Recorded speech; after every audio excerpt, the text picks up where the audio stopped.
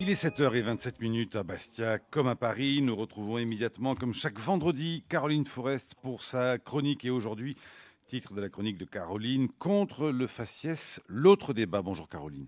Bonjour à tous. La dernière phrase en date d'Éric Zemmour ne méritait pas qu'on le brûle en place publique. Mais elle méritait sans doute d'ouvrir au moins deux débats. Le premier, largement mené depuis 2 semaines, porte sur la liberté d'expression.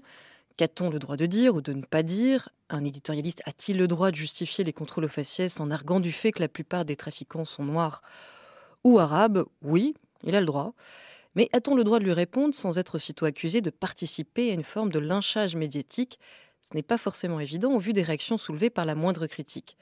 C'est pourtant le rôle des éditorialistes, se mêler à la polémique lorsqu'une phrase aussi courte suggère une montagne de fantasmes et de préjugés. Mais ce raccourci n'aurait sans doute pas fait autant réagir s'il ne venait pas justifier une pratique particulièrement douloureuse à vivre pour toute une génération, la systématisation des contrôles aux faciès. Jadis honteux, ils sont aujourd'hui non seulement justifiés, mais théorisés.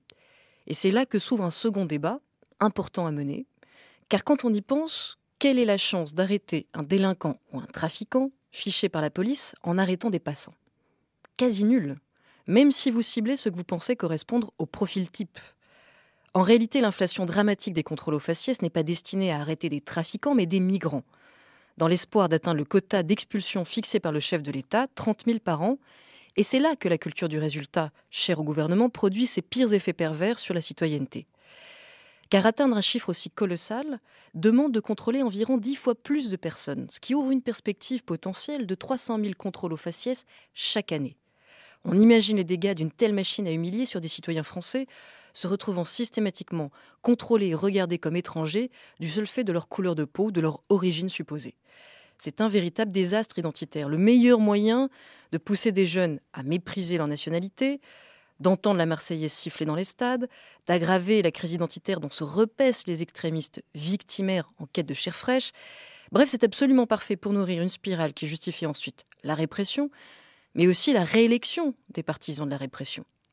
On peut lire une critique détaillée de cette politique de l'immigration dans le tome 1 de Cette France-là, un pavé dirigé par Michel Fer et diffusé par La Découverte. Le tome 2 sort bientôt. Les auteurs reviennent en détail sur l'inflation anormale de ces contrôles d'identité, sur les dégâts qu'ils produisent sur la citoyenneté, qui n'ont d'égal d'ailleurs que l'inefficacité en matière d'insécurité. Car pendant que les forces de l'ordre sont tout entières mobilisées par les contrôles aux faciès absolument aléatoires, il est évident qu'ils n'ont plus le temps d'enquêter sur les grands délinquants, ni même sur les petits trafiquants. Moralité, le taux de violence sur les personnes continue d'augmenter, sans parler des cambriolages ou des braquages que personne ne voit plus venir et qui réussissent plus souvent qu'à l'accoutumée. Les policiers sont déprimés, haïs, la citoyenneté recule, mais certains, visiblement aveuglés par la tyrannie de l'évidence, voudraient en prime qu'on applaudisse. Eh bien tant pis, la liberté d'expression, c'est aussi pouvoir dire quand de fausses évidences cachent de vrais beaux gâchis.